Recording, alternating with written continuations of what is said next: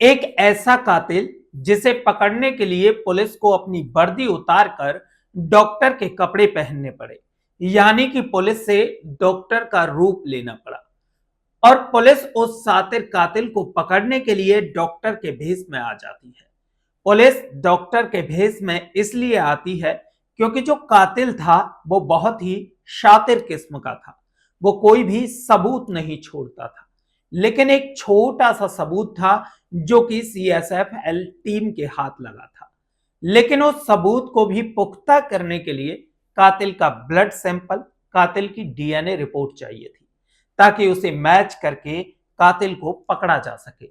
अब सोचिए, एक कातिल को पकड़ने के लिए ब्लड सैंपल या डीएनए रिपोर्ट की जरूरत थी। इसके बाद पुलिस डॉक्टर के भेष में आती है। अब उनको कुछ ऐसे लोगों की तलाश थी जो कुंवारे हों या ऑटो चालक हों या ड्राइवर हों या कुछ ऐसे लोग जो दूर से आए हों और किराए के मकान में रह रहे हों। अब पुलिस वाले डॉक्टर के भेष में लोगों के घर घर जाते हैं और दरवाजा खटखटाते हैं, और दरवाजा खटखटाने के बाद लोगों का ब्लड सैंपल लेते हैं। पुलिस ने लगभग ऐसे 800 लोगों के ब्लड सैंपल लिए, और ब्लड सैंपल लेने के बाद जब उनका मिलान करना शुरू किया तो आखिरकार जो कातिल होता है वो पुलिस के हत्थे चढ़ जाता है। लेकिन हैरान करने वाली बात यह थी कि जहां पर घटना हुई थी, जहां पर कत्ल हुआ था, दरअसल वहां से महज 500 मीटर की दूरी पर ही कातिल रहता था। और उस कातिल को पकड़ने में पुलिस को लगभग 14 साल का समय लगा था। जब पुलिस ने इस पूरे घटनाक्रम का खुलासा किया तो न केवल उस प्रदेश में बल्कि जहां जहां तक इस खबर की गूंज फैली, तो इस खबर को सुनकर हर कोई हैरान था। दरअसल आज की कहानी है एक खतरनाक सीरियल रेपिस्ट की, एक खतरनाक सीरियल किलर की, जो वारदात को अंजाम देने के बाद कोई सबूत तक नहीं छोड़ता था। नमस्कार, आदाब, सत श्री अकाल। मैं हूं अरुण और आप देख रहे हैं न्यूज एक्स हिंदी। आज की जो घटना मैं आपको सुना रहा हूं, ये घटना है केंद्र शासित प्रदेश चंडीगढ़ की। दरअसल चंडीगढ़ का ही एक सेक्टर है, सेक्टर 38। यहाँ एक टैक्सी स्टैंड है और ये घटना है 30 जुलाई 2010 की। 30 जुलाई 2010 रात के लगभग 9 बजे थे। हल्की हल्की बारिश हो रही थी और इस बारिश से बचने के लिए एक लड़की एक टीन सेट के नीचे खड़ी थी, ताकि उसके पास जो सामान है वो बारिश में ना भीगे। इसी बीच लड़की के पीछे से एक पत्थर बहुत तेजी के साथ आता है और उसके सर में लगता है। और जैसे ही वो पत्थर लड़की के सर में लगता है तो लड़की बेहोश होकर जमीन पर गिर जाती है। और जिस व्यक्ति ने लड़की को पत्थर मारा था, वो व्यक्ति उस लड़की को अपनी गोद में उठाता है और गोद में उठाने के बाद जंगल की तरफ लेके चला जाता है। जब जंगल की तरफ लेके जाता है तो उसके बाद उस लड़की के बदन से एक एक कपड़े को उतारने लगता है, और कपड़े उतारने के बाद उसके शरीर को वो बहुत बुरी तरह से नोचना शुरू कर देता है। शरीर का कोई ऐसा हिस्सा नहीं बचा था जहां उसने अपने दांत ना गड़ाए हों, कोई ऐसा हिस्सा नहीं था जहां उसने चोट ना पहुंचाई हो। उसके बाद इस घटनाक्रम को अंजाम देता है, उसके साथ दरिंदगी करता है, और दरिंदगी करने के बाद जब उसका मन भर जाता है तो इस घटना को अंजाम देकर वहां से जाने लगता है। लेकिन इसी बीच रात के लगभग 10 बजे उस लड़की के फोन की घंटी बजने लगती है। उस कातिल ने बड़े आराम से उस फोन को उठाया। फोन पर लड़की का पिता बात कर रहा था। वो बोल रहा था कि बेटा तुम कहां हो, मैं तुम्हें कब से तलाश रहा हूं। तो कातिल ने कहा कि तुम परेशान क्यों होते हो, टैक्सी स्टैंड के पास स्कूटी खड़ी हुई है, जाकर देख लो। बस कातिल इतना बोलता है और इतना बोलने के बाद वहां से घटना को अंजाम देकर चला जाता है। लेकिन जो लड़की का पिता था वो अपनी बेटी को लेकर बहुत ज्यादा परेशान था। दरअसल ये लड़की इंग्लिश स्पीकिंग कोर्स के लिए अपने घर से थोड़ा दूर जाया करती थी और कोचिंग के बाद रात को 9 बजे अपने घर वापस आ जाया करती थी। लेकिन उस रात थोड़ी बारिश हो रही थी और वो लड़की बारिश बंद होने का इंतजार कर रही थी, ताकि बारिश बंद हो जाए और वह अपने घर चली जाए। अब इसी बीच में जब लड़की 9 बजे घर नहीं पहुंची तो उसके पिता इतने ज्यादा परेशान हो जाते हैं कि लड़की के दोस्तों के पास जाकर उनसे बातचीत करते हैं कि आज मेरी बेटी नेहा घर नहीं पहुंची, क्या तुमने नेहा को देखा है? वो पिता घर घर जाकर दरवाजा खटखटाता है, लेकिन हर घर से बस एक ही आवाज आती है कि हमने उसको आखिरी बार उस वक्त देखा था।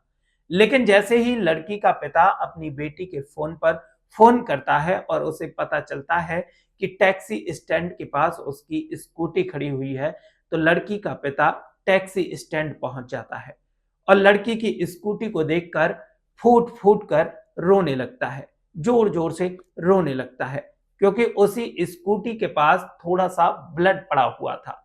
अब पिता ने पुलिस का भी इंतजार नहीं किया। हालांकि पुलिस को इस घटना की इंफॉर्मेशन दे दी गई थी, पुलिस अपनी तरफ से कोशिश कर रही थी, दोस्त अपनी तरफ से कोशिश कर रहे थे, सब अपनी अपनी तरफ से कोशिश कर रहे थे। लेकिन लड़की का जो पिता होता है वो उस जंगल की तरफ जाता है और जंगल की तरफ जाते जाते अपनी बेटी को भी लगातार आवाजें लगाता है और आवाज लगाते लगाते जैसे ही वह जंगल की तरफ आगे बढ़ रहा था, तभी आखिरकार पिता को अपनी बेटी दिखाई देती है और उसके तन पर एक भी कपड़ा नहीं था। उसके शरीर पर जगह जगह चोट के निशान थे। तुरंत ही उसने अपनी बेटी को गोद में उठाया और सीधा पीजीआई हॉस्पिटल लेकर पहुंचा। वहां ले जाने के बाद पता चलता है कि उसकी मौत हो चुकी है। डॉक्टर उस लड़की को मृत घोषित कर देते हैं और जब ये बात पिता के कानों में पड़ती है तो पिता का रो रो कर बुरा हाल हो जाता है। पुलिस ने एफआईआर दर्ज की और सबको पोस्टमार्टम के लिए भेज दिया। पोस्टमार्टम से पता चलता है कि उसके साथ दरिंदगी की गई है। दरिंदगी के साथ साथ उसका गला दबाकर हत्या की गई है, यानी कि पहले उसके सर में पत्थर मारा गया था, उसके बाद फिर दरिंदगी की जाती है, उसके बाद फिर उसका गला घोटकर हत्या कर दी जाती है। अब पुलिस की रडार पर उसके जितने भी दोस्त होते हैं वो सब आ जाते हैं, चाहे वो लड़की हो या लड़का हो। पुलिस ने इस मामले की अपनी तरफ से जांच पड़ताल करना शुरू कर दिया, लेकिन पुलिस लगातार कोशिशें कर रही थी और कोशिश करने के बाद भी कोई सफलता नहीं मिल पा रही थी। पुलिस ने कुछ दोस्तों को उठाया और उनका नार्को टेस्ट कराया, ब्रेन मैपिंग भी कराया, ये जानने के लिए कि ऐसा तो नहीं कि दोस्त ही कातिल हों। लेकिन जब इनके खिलाफ कोई पर्याप्त सबूत नहीं मिलते हैं तो पुलिस परेशान हो जाती है। पुलिस करे तो क्या करे? अब पुलिस ने शहर के ऐसे लोग जिन पर शक हो सकता था 500 लोगों की सूची बनाई और 500 लोगों की सूची बनाने के बाद सबका डीएनए सैंपल लिया ताकि उस घटना स्थल पर जो सीएसएल टीम को सबूत मिले थे उससे ये जांच पड़ताल हो सके। लेकिन 500 लोगों के डीएनए सैंपल लेने के बाद भी जब रिपोर्ट आती है तो मैच ही नहीं करती और कातिल आराम से बचकर निकल जाता है।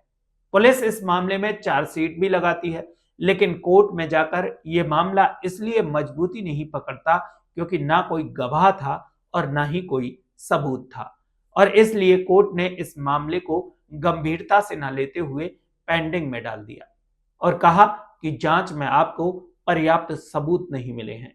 वक्त आगे बढ़ने लगता है, 1 साल, 2 साल, 3 साल, 4 साल और लगभग 12 साल बीत जाते हैं। 12 साल यानी कि 11 जनवरी 2022 लड़की के माता पिता बाजार में खरीदारी करने के लिए जाते हैं और रात के लगभग 8 बजे के आसपास उन दोनों ने खरीदारी भी कर ली और ये जब खरीदारी कर लेते हैं तो पैसे देने का नंबर आता है, तो उसके पति के पास इतने पैसे नहीं थे। अब ऐसी स्थिति में वो करे तो क्या करे? तब उसने दुकानदार से कहा कि भाई साहब, मैं बस थोड़ी देर में अभी आया और आप थोड़ा सा वेट कर लीजिए, मैं अपने भतीजे से पैसे लेकर आता हूं और बाइक से जाकर पैसे ले आता है। और जब वह पैसे देने दुकान पर पहुंचता है तो दुकानदार कहता है कि भाई साहब, भाभी तो यहां से जा चुकी हैं। अब उसे लगता है कि शायद देर होने की वजह से घर चली गई होगी। वो घर जाता है और घर जाकर देखता है तो वहां पर भी वो पत्नी उसको नहीं मिलती। फिर वह आसपास रहने वाले लोगों से पता करता है, लेकिन कुछ भी पता नहीं चलता। लेकिन अगले ही दिन 12 जनवरी 2022 को इस महिला की लाश नग्न अवस्था में मिलती है और पूरे शरीर पर जगह जगह काटने के निशान थे। उस महिला को पहले किसी भारी वस्तु से चोट पहुंचाई गई और चोट पहुंचाने के बाद उसको खींचते हुए जंगल की तरफ ले जाया गया। उसके बाद उसके साथ शारीरिक संबंध बनाए गए। हालांकि वो तड़प रही थी, चीख रही थी, चिल्ला रही थी, लेकिन शायद कातिल को इस बात से कोई असर नहीं पड़ रहा था और वो शख्स उस महिला के साथ दरिंदगी करता है और दरिंदगी करने के बाद वहां से निकल जाता है। और अगले दिन पुलिस को महिला की लाश मिलती है। पुलिस ने सबको कब्जे में लिया, कब्जे में लेकर पोस्टमार्टम के लिए भिजवाया और पोस्टमार्टम कराने के बाद जो CFSL टीम होती है वो इस रिपोर्ट को पढ़ना शुरू करती है। तो पुलिस को ऐसा लगा जैसे कि ये केस दोबारा से हम पढ़ रहे हो, यानी कि बिल्कुल सेम टू सेम चीजें थी। कत्ल करने का वही अंदाज, उसके साथ रेप करने का वही तरीका, जो बिल्कुल एक जैसा। अब CFSL टीम ने SSP कंवरदीप कौर से बातचीत की और कहा कि साहब, कातिल को पकड़ना ही पड़ेगा। अगर कातिल नहीं पकड़ा गया तो जैसे उसने पहले साल 2010 में घटनाक्रम को अंजाम दिया, साल 2022 में घटनाक्रम को अंजाम दिया, वो ऐसे ही आगे करता रहेगा। इसलिए उसको पकड़ना बेहद जरूरी है। अब इसके बाद SSP कंवरदीप कौर ने एक टीम का गठन किया। इस पूरी टीम में DSP Charanjit Singh, inspector Jaspal Singh, sub inspector Mohan Kashyap, constable Sunil और कांस्टेबल विकास शामिल होते हैं। टीम बनाने के बाद उनसे कहा जाता है कि कुछ भी करिए, कैसे भी करिए, मुझे कातिल हर हाल में चाहिए। लेकिन पुलिस तो पहले भी कोशिश कर चुकी थी, अब करे तो क्या करे। इसलिए पुलिस ने कुछ अलग तरीके से सोचना शुरू किया।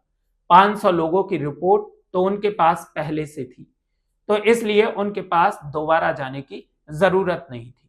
पुलिस ने फिर से एक कोशिश की और ऑटो चालक, टैक्सी ड्राइवर, रेहड़ी लगाने वाले, जो मजदूर सबके के लोग होते हैं, किराएदार या कुंवारे लड़के, ऐसे लोगों की तलाश करना शुरू कर दिया और घर घर जाकर सबका ब्लड सैंपल लेना शुरू कर दिया। और जुलाई 2023 में लगभग 1-1.5 महीने के आसपास ये पूरे इलाके में सब जगह घूम जाते हैं और ये घूमते घूमते सेक्टर 38 के झुग्गी नंबर 16 में जब पहुंचते हैं तो वहां एक मोनू कुमार नाम का लड़का था। जब उसकी मां से बात करते हैं तो मां कहती है कि मेरा बेटा अभी टॉयलेट के अंदर है, वो आ जाएगा तो कर लेना। लेकिन पुलिस को उसके टॉयलेट से निकलने का कम से कम आधे घंटे तक इंतजार करना पड़ा और पुलिस को उस वक्त तो कोई शक नहीं हुआ, लेकिन जैसे ही वह बाहर आता है तो बहाना बनाने की कोशिश करने लगता है।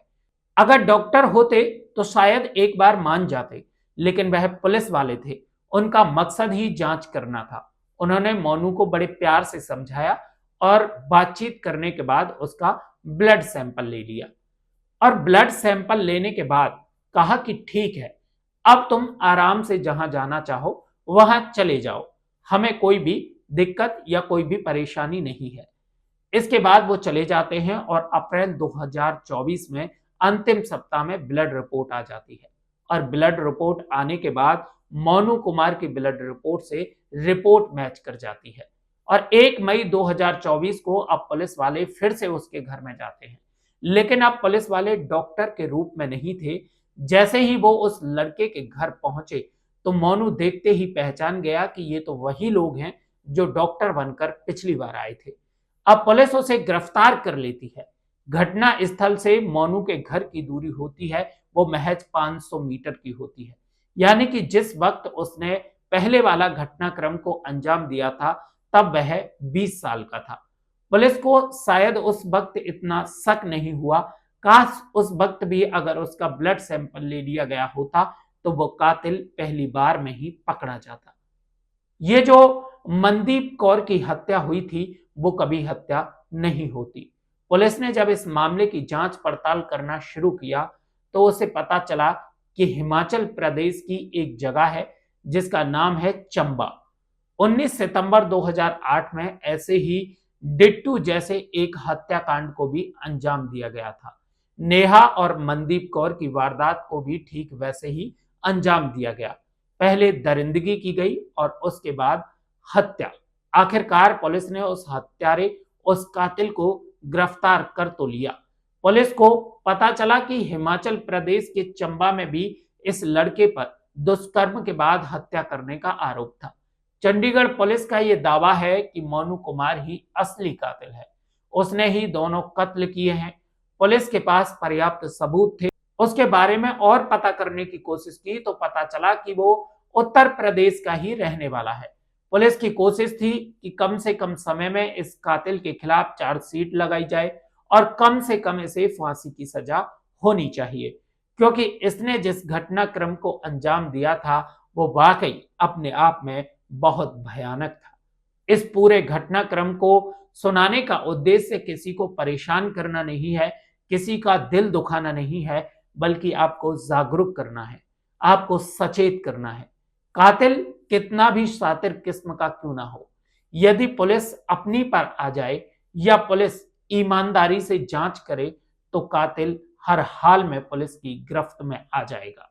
भले ही वो चाहे जमीन की 7 तह लगाकर अंदर जाकर छुप जाए, लेकिन कातिल कभी बच नहीं सकता। और कातिल कोई भी हो, कितना भी शातिर हो, वह कोई ना कोई सबूत छोड़ जाता है। इसलिए सतर्क रहें, सुरक्षित रहें, अपना और अपनों का ख्याल रखें। आगे की अपडेट पाने के लिए चैनल को सब्सक्राइब करें।